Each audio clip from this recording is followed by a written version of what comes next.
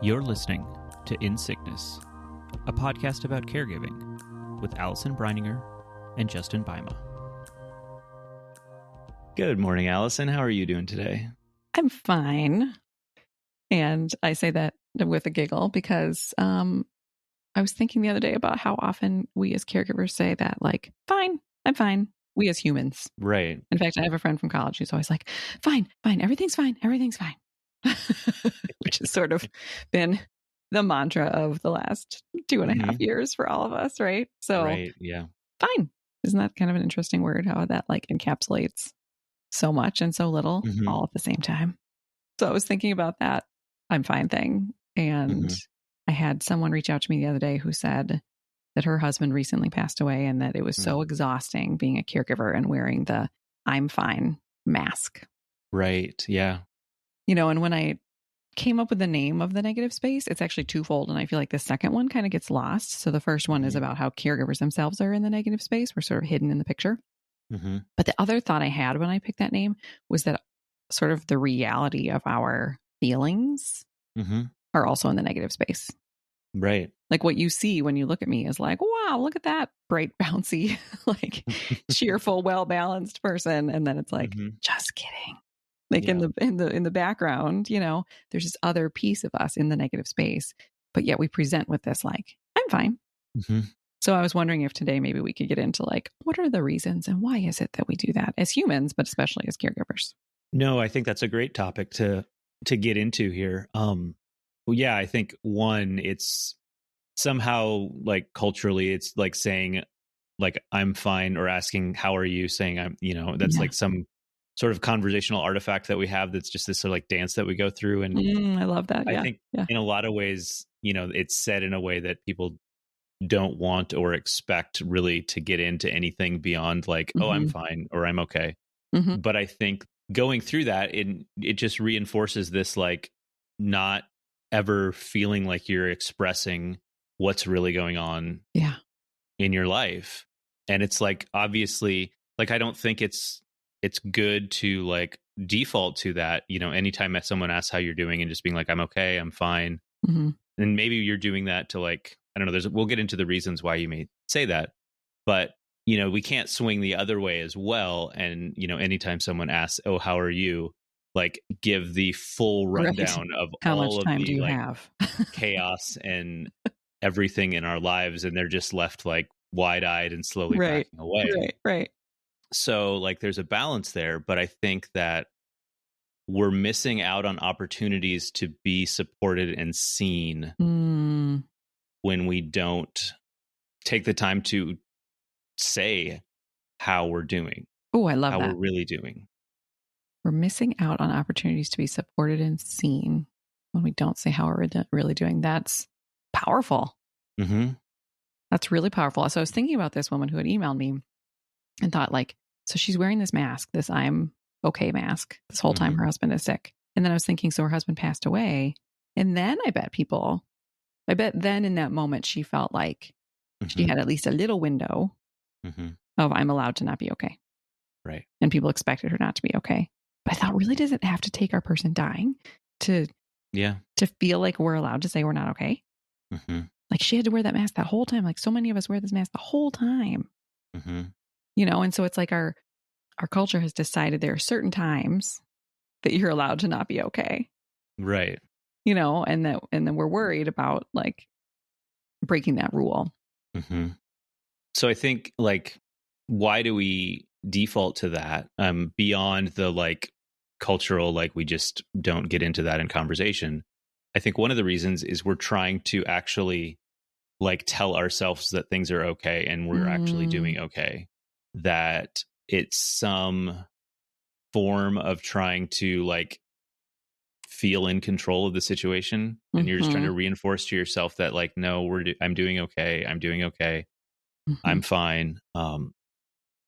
Which on the one hand, if that's something that helps you get through, like that's maybe beneficial. But on the other hand, like it's okay to acknowledge that things are not okay. And I think that that's important to to have spaces where you can get into that. And, not every conversation with every person who's asking how you're doing is a place to really get into it. Yep. But like, even in like, one thing I've tried to do, and I'm not great at it, but it's something that I like try to consciously think about, is like, in conversations when people ask like, oh, how are you? And to not just say like, oh, I'm okay, or things are fine, but to, sometimes I'm hanging in there.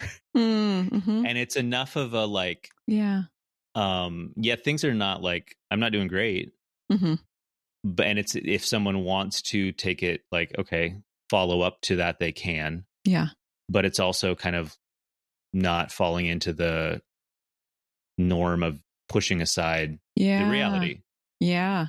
Yeah. I love that. It's making me think back to, so we haven't yet returned to in-person church in my family, but it feels like, especially when we were at church, like afterwards, people would come up, how are you? How are you? How are you? And I feel like, I can't remember what, but I think I had similar lines to that, sort of like, we're doing what we can. We're hanging in. We're day by day. You know what I mean? Because you're right. They don't necessarily want like the whole list, right? Right. But to say like, I'm fine. Like that's not accurate. Right. And so to have that, I love that like you said, that gives them a little window. So if I say to somebody, day by day, hanging in, that gives them a window so that we can decide, or they can decide if they're ready to like go in a little further, to say, oh, tell me like what's been going on lately. Or if they're just like, yeah, okay, bye. Because I think that's part of it, right? If someone says to you, I mean, how many times a day when you're out in the world, you can ask, how are you? A million, right? Just grocery store or whatever. Right. And how many of those people really actually want an answer? Most Very of them few. don't. Right. And so I think that can be scary when even someone that we really know and love says like, how are you? There's always this moment of like, do they really want to know? Like, am I going to scare them with my answer? Do they really have time? Do they like, we do this like mental calculus when they ask the question to decide what our answer is going to be. Right. And so I love what you said. If we give this sort of like in between answer, that kind of allows the listener to sort of decide a bit of how they're going to respond.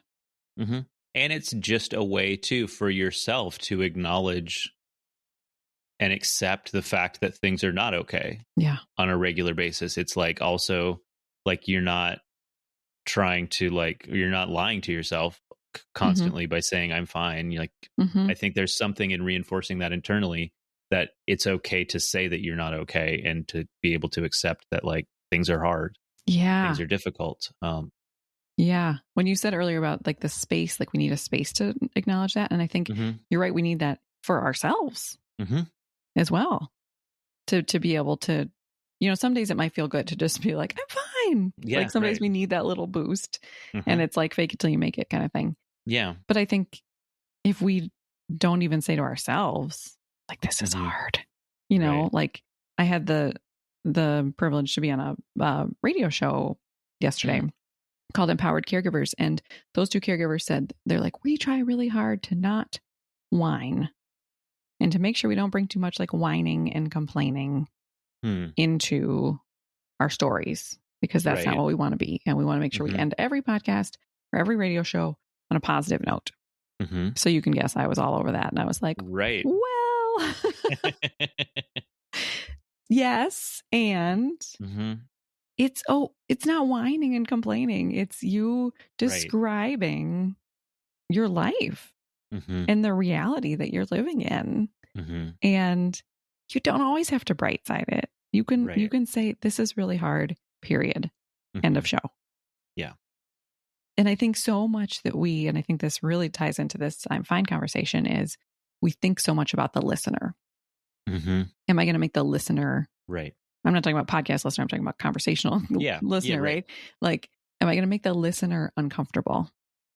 So if someone says, how are you? And they're just hoping I'm going to say, great. And they can say, great. And they can check it off. I checked in with Allison.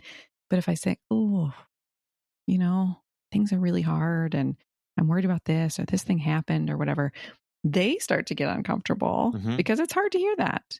Right. And then we're like, oh man.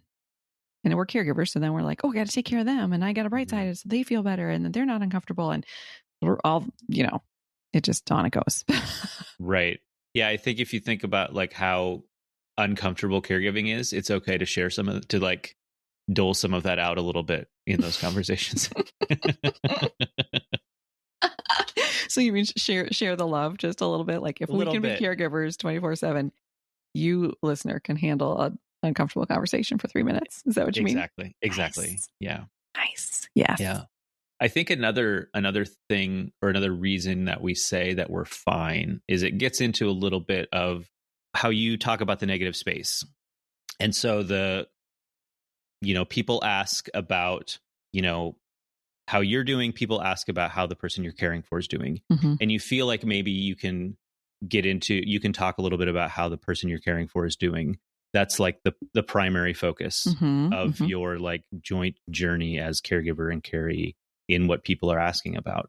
But to get into like how you're doing, that's somehow like not detracting, but like it's not the primary focus of like this joint journey in how people are asking necessarily. And it feels like you could be you're taking away from the reality or the struggles of who you're caring for by going into your struggles and your hardship with this. And I mean, it doesn't have to be an either or thing like that. Like right. You can hold both things. Yes. And you can acknowledge that, the person I'm caring for is not doing well and they're having a hard time. And then also acknowledge that you're having a hard time too. And that you're not fine. Yeah. And that you're struggling too. Yes. And that doesn't take away from their reality, from their pain. Yeah. And it doesn't make you, like going back to our guilt episode last time, it doesn't make you any less of a caregiver or a wonderful person that you say you're struggling. And I think that's another reason people say this is because so people are going to expect to come up to me and say, how is Sean? Right. How is he doing? Because it's like on paper, yes, like he's got all these reasons. But I think that what we're trying to do at the negative space and with this podcast is like open people's eyes to be like, every time something happens to our person, it also happens to us. So that people can start to realize if something hard happened to him this week, something hard also happened to me this week. And so to not expect to say, Allison, how are you doing? And then I'll say, he's struggling. I'm fine. Yeah. Like in what world is that probably going to be the case, Yeah. But I think that number one, people have not until I think we're getting there. Right. But I think people don't typically think of the struggles of the caregiver. So they don't even think to ask, or that they don't even expect that my answer will be anything less than fine. Right. Because they're just not, that's not what they're thinking about him, not me. And I think there's this huge guilt thing of caregivers feeling like I'm not sick. Therefore, I can't complain. Right. I didn't just have a scope put down my throat. I didn't just have, therefore I'm fine. Why do I get to complain? Yeah. And caregivers, I just want to say like that needs to go like out the window. I mean, I know this isn't fair, but sometimes I say on surgery days, like, I feel like I have it harder because he gets this beautiful nap. He gets to be unconscious for most of it. Whereas I am fully conscious, through the whole thing. Not that we're comparing. Right. But I just hear that a lot from caregivers. There was someone who commented on something the other day and said that she was a young spousal caregiver who, had been feeling like sexually frustrated because of her husband's illness but felt like she couldn't talk about it. Right. Couldn't say anything about it because she wasn't sick. So she's like, I should just be grateful that he's alive. And none of my needs should matter. Right. And you can imagine that in the end up like didn't go well, for either of them. And so I just think that for caregivers, like our feelings matter too. Yeah. And I think that we need to tell the world that, but we also need to tell ourselves that we are in a really hard situation and that it is okay to admit to ourselves and to other people that we're not fine. Yeah. Right. So we've talked about telling the people we meet out in the world that we're fine. We've talked about how we tell that to ourselves. do you find in like talking with Sean that you will default to saying something to the effect of like, oh, I'm fine in that dynamic? Oh, that's a really good question. I think that I can say to him, I don't say I'm fine and mean it. Right. I mean, I think I might say like, I'm fine. Like I'm as fine as I'm going to be right now. Yeah. And he knows me well enough to know what that means, But I think that it is true that there are some times when it's not so much that if he would ask, but that I think that like if he's in a really hard spot, I might not offer up the struggles that I'm having. And I'm sure vice versa, right? Right. That's the balance of marriage, but that it's like, if I know he's having a really hard day, I might not also be like, over here, Yeah. And I might, but it would depend on, with what state he's currently in about how much I feel like I want to put on him, or is it somebody else that I can go to, or what is it, where is it that I can talk about how I'm feeling, because it might not be him in that moment, depending on how he's feeling. Right. Yeah. I think that certainly in my history as a caregiver, there have been times where I've felt reluctant to like be fully open with Sarah with how like really this is affecting me. And I've gotten a lot better at that over the years. But I mean, a lot of it was like, she is in bed all of the time and can't leave the house. Like in comparison, yeah, I'm fine.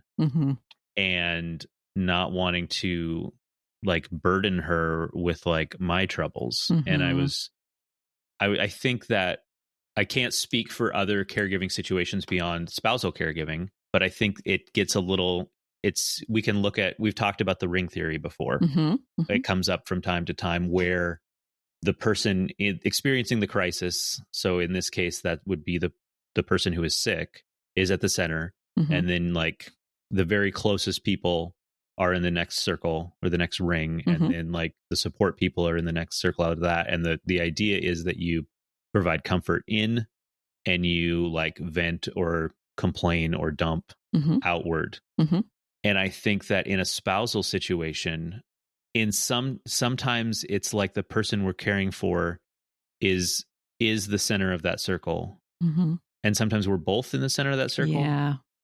And knowing when and how to balance that, I think feels tricky. And maybe it shouldn't. I think it's something that we can get better at with time.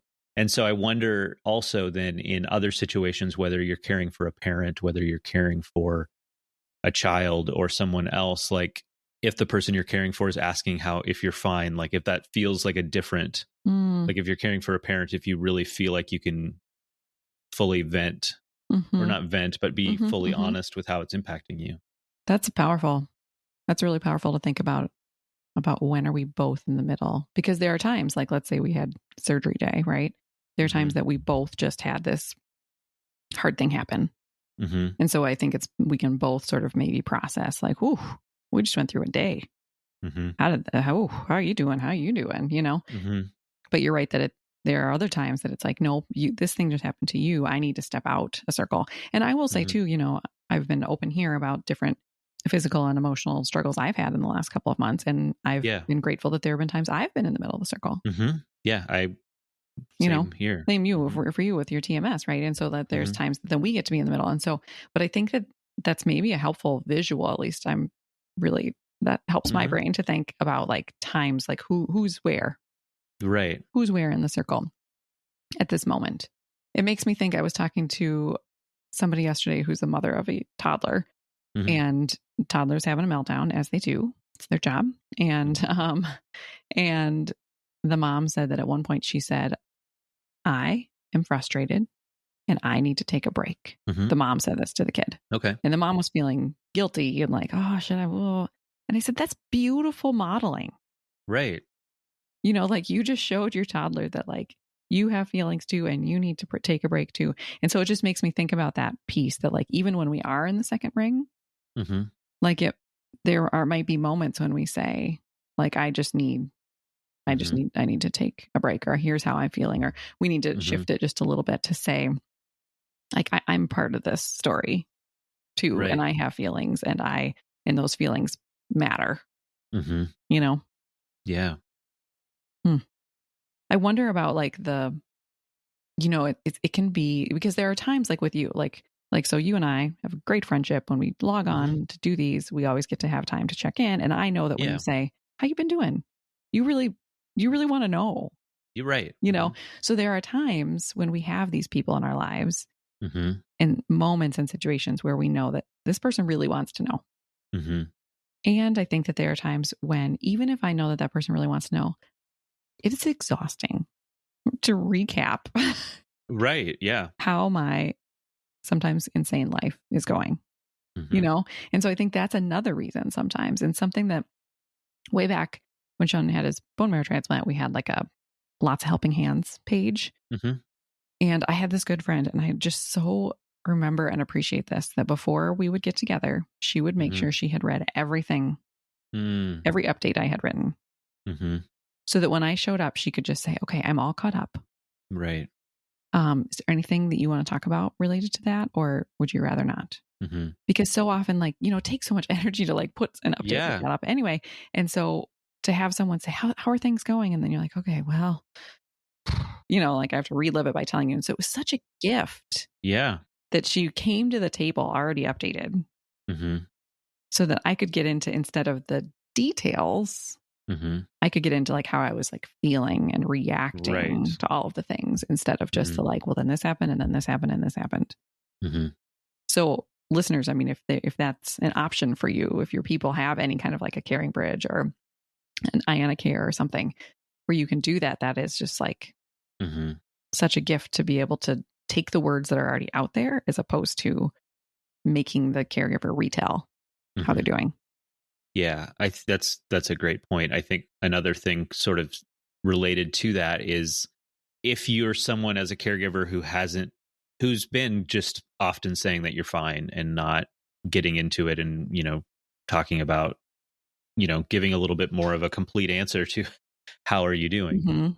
There's momentum there, in that, like, if for a year you've been saying that you're fine, to then like, okay, now I'm actually someone, my friend is gonna ask me how I'm doing, and I'm gonna get into it. Like, it's such a like 0 to 60. Yeah. And the longer that goes on, like, it feels like just this bigger thing to like, now I'm to open up about it. And I don't know the exact answer to overcome that, other than like finding ways, and whether it's like we talked about, having a different answer than I'm fine, that's a little bit more, offers a follow-up, an opportunity for follow-up, or just like, because it can be exhausting to go into everything. Like with Sean when he was going through his bone marrow transplant, I can't imagine like, multiple people over the course of a week asking you how you're doing, and like you explaining what's happening, and like you reliving that and going through that, like, that's traumatic. Yeah. To have to do that. But to think about, like, I don't know, start small with how are you doing, and maybe there was one difficult thing with caregiving this week, and you can talk about that. Or even something like, how are you doing? I'm exhausted. It's hard being a caregiver, and I feel like I can't talk about that a lot. Or I don't know. But just to think maybe some of that is like, you're going to hang out with some friends, and I think that there is like, we know we're going into a situation where we could potentially have a space to like express how we're doing and feel seen. And like, I can imagine going into that, like, I want to do this. I want to open up about this. And then getting there, and it just feels like too much, and just like, oh, I'm fine.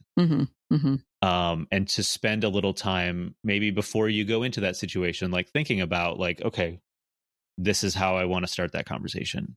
Because I think that the sooner you can find people and spaces where you can get past just the superficial, everything's okay, like, that's going to have huge benefits on you and your caregiving journey, because you're going to feel less isolated. You're going to feel less alone. You're going to know who the people are that, when things are just falling apart, you can they'll know that you're not fine. Mm-hmm. And maybe you don't even then have to get into that. Like, they'll know, Mm-hmm. and we'll be there. And so I would just encourage caregivers to find a way to start maybe opening up. Maybe that's to one person. Yeah. But to start building that, because I know for me that's been a big help. Mm-hmm. Mm-hmm. Well, it's like even when that amazing phrase you said earlier about we can't get support if everybody thinks we're fine. Mm-hmm. They're not even going to think to bring me a casserole if they think I'm fine. Right. Right. And so they're like, why would we go over and mow her lawn? Like, she's fine. And so if we don't let people in on how we're doing and that things are hard, we're not going to get that support. I want to say, because I think, we talked once about toxic positivity. Yeah. And I think that is a huge barrier here. Right. And so I can see that sometimes people don't say how they're really doing because they've been burned before. Yeah. Because someone said, how are you? And they said, oh, so I'm like you said, I'm exhausted and this feels really hard. And being a caregiver, I just don't feel like I can talk about it very much. And then someone comes back and says, well, but let's look, hold on a second though. At least you're not the one who's sick. At least it's summer. At least it's, I kid you not, someone said to a caregiver the other day, at least you're not in Ukraine. I mean, come on. It's true. It's true. Right. We're glad that we are not there. And that doesn't mean that things can't be hard here. Right. What a weird thing to say to someone in that it's true. conversation. It's true. So I think that sometimes people put themselves out there. They get bright-sided with that toxic positivity, which is all about that listener feeling uncomfortable. They don't like hearing that you're exhausted. That makes them feel like, and so they're like, I'm just going to clean this up real quick, bright-sided. And then that person's like, well, I'm never going to speak my truth again. I'm just going to say I'm fine because that's what people want to hear. Right. So what I want to say is to think carefully about who are the people in your life. Right. And I just want to give a quick little plug that like I do caregiver coaching. Like this is what we do. Right. And the whole point of that is to have a space where you can come, you can talk to me and you can say whatever you want and you can put it out there and I'm not going to brightside you. Right. Right. And so that you can have that space. And if it's not me, like who is a friend or a family member or somebody that you can just say, this feels hard. And even to put some corners around it to say, I don't need you to fix anything. Like I'm not looking for a solution today. I just really need to let you know that this feels really hard today. Right. But to choose those people carefully. Right. Like it might not be the person in your cubicle next to you, right? Who just sticks their head up. How you doing today? Right. Yeah. Right. Choose them carefully. And if you get bright-sided by somebody, remember it's about them and not about you. And then think about like, okay, that was not the right person. I'm going to try again with somebody else. People out there. Yeah. For sure. Yeah. I wonder too. So for caregivers, let's kind of recap. If we think about like one is to sort of, it's healthy to admit to yourself that you're not fine. Right. And I don't want to say you're not fine, but because things can be hard and you can still be, making it through. Right. But it's okay to admit and say to yourself, like, this is hard. I am part of the story too. I'm being impacted by this. So it's okay it's really healthy to be able to say that to yourself. It's healthy to be able to have at least one person in your life that you can say those things to. And then to sort of, like you said, I picture like a snowball rolling and accumulating when you were like, it just, if you just keep saying, I'm fine, to start to maybe get into a little bit of like, hanging in there or hanging on by my fingernails kind of thing, to just give people an opening. And then you can kind of decide if, they're going to that or go deeper, or if they're just going to be like, okay, cool, bye. Right. Let's think about supporters. Yeah. I was just going to ask about that. Because if I'm a supporter, I'm listening and I'm like, what if they say I am fine? Then you say, but are you really fine? Right. Also not helpful. So what do you think? Any thoughts about what you would wish a supporter would say to you? Yeah. So maybe not phrase the question, how are you doing? But phrase the question like, hey, you've got a lot going on in your life. How is that all going? Nice. To break through the like conversational norm and just take that first step of acknowledging the difficulty of your life. Yes. And then that gives the caregiver the opportunity to either say, yeah, things are hard, but we're hanging in there, or to go deeper. I think that's good. Another thing is to not bright side. Yep. If someone does say something and really is like, this is really hard, I'm really struggling, don't try to give them a silver lining. They didn't ask for one. But as a supporter in those moments, to not put your discomfort in the conversation above the need for the caregiver to have a space to be seen in what their life is. Yes. Beautifully said. I think we have to talk about what that looks like, though, because I think that we as humans have gotten so used to the bright siding that we don't really know what to say instead. We want to either bright side or we want to fix. And so if we're not doing those two things, what do we do? Right. So if I say to you, which you said so beautifully, I know you've got a lot going on at home lately, Justin. How has that been going? And then how would, give me a response of give you a response. Yeah. Well, it's been a difficult week. Sarah's been in bed a lot. She's been exhausted. I'm feeling pretty burned out. Work is really busy, and we're just it feels like we're running on fumes and just holding it together. Oh, friend, I'm sorry. That sounds like a lot. Thank you for sharing that with me. I'm wondering, I would love to bring dinner this week. Could I do that on Wednesday or Friday? Friday would be great. Great. So, you hear and it's interesting, even though this is sort of a fictional, even though I know it's true, thing. It's I could feel myself getting uncomfortable hearing you say those hard things. Right. And so I just sort of it was interesting to feel that in my body, to be like, oh, it's hard to hear this. So, but then instead to come back to acknowledging, I'm sorry that's what's happening. That sounds really hard. Thank you for sharing that with me. I think that's a powerful thing because as we've been talking about all day today, that took guts. Yeah. It really took guts for you to say that to me. So to acknowledge, thank you for sharing that with me. And then if you want, you don't always have to fix something. If you want, you could do that. Don't say if there's anything you need. Right. But to do the really concrete, I would love to bring you dinner to lighten your load a little bit. Would you want me to do that Wednesday or Friday or whatever? Right. So it's something that takes practice, supporters. Yeah. I mean, both sides of this conversation, it's going to take practice because it's not, we're used to saying, how are you? Fine. Great. Goodbye. And that doesn't get anyone anywhere. No. And so I think for us to start practicing some of these, both our questions and our responses, and then our responses to the responses, it's important. We crave relationships. And I think we have gotten out of practice of having conversations with people. Yeah, for sure. As we get back. That's true. A bit, I think it's a good time to practice. Yeah. I think as a supporter, just thinking through the discomfort, when you feel that discomfort arising, think about how it must feel to be the person living that. Yeah. And let that feeling let your empathy let that fuel your empathy sort of. Yeah. And let that be kind of a reminder of boy, it's difficult to hear this. That must be really, really hard to be living that.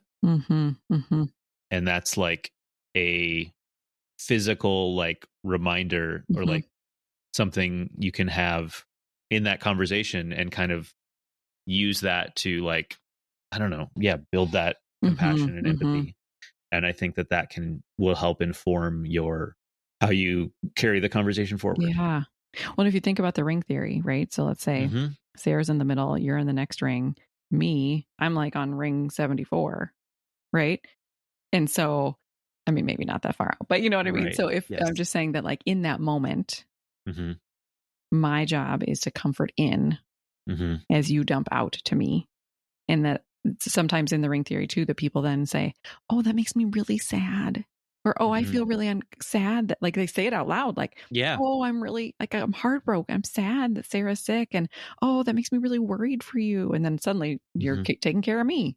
Wrong. Right. So I get to go later to somebody in a bigger circle, right? That maybe Sean or something, and say, man, I feel really sad that Sarah and Justin are having a hard week. Right. I can say that to him, but I'm not going to say that to you because that's just adding more to your plate. And then suddenly you're taking care of me, and that is not the point. Yeah. Right. Well, I think this is a good thing for us to all be practicing as we go forward. And so finding a safe space with somebody, admitting it to ourselves, starting to practice some conversations, both our responses and our questions. Because I just keep going back to what you said earlier about if we don't acknowledge how we're doing, we can't be seen and we can't get support. And that's just big old truth right there. Right. I mean, I think that a lot that people talk about, like, you know, Sean and I are so just blessed that we have like this incredible community and people will show up for us in a heartbeat. And I think a big part of that is because we're so open. Right. You know, we're an open book, so everybody knows about all the stuff that's going on. And so because they know that and they know all the details, right? And not everybody has, I get that not everybody is interested or able to share all those details. But if you don't share any details, then people aren't going to show up because they don't even know they need to. So, right. Yeah. If you have not been open and about your journey as a caregiver, taking you and Sean as an example, like to go from not sharing anything to being an open book and online and all of that, like that feels like that would be very vulnerable. Yeah, for sure. Go from, and that's not for everybody, and that's fine. Exactly. I mean, you don't have to have a podcast where you talk and share about these things to people. But it's not, it doesn't have to be a one or the other. Those aren't just the only options. Like you can find, you know, one or two close people, and have amazing support from a small, close-knit group of people around you. Yeah. And I think if you are one of those people that a caregiver is reaching out to and you can be one of those close-knit support people, like that's a really important and like, I don't know, there's something like sacred about that. To fill that role in someone's life, and to take that seriously and to like, I don't know, I think that being able to be involved as a like next ring out in those situations, like that's gonna be good for you as well. Yeah. Like it's enriching community. And just to acknowledge the gift at that, like that you are trusted, that you are a trusted person for that individual, that they're willing to share their hard stuff with you. And that was really probably not easy for them to share the hard stuff with you. And so if they do, to really honor that.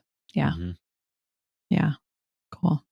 Well, if anybody is interested in coaching, you can email me at allison@thenegativespace.life, or you can find me through the In Sickness website.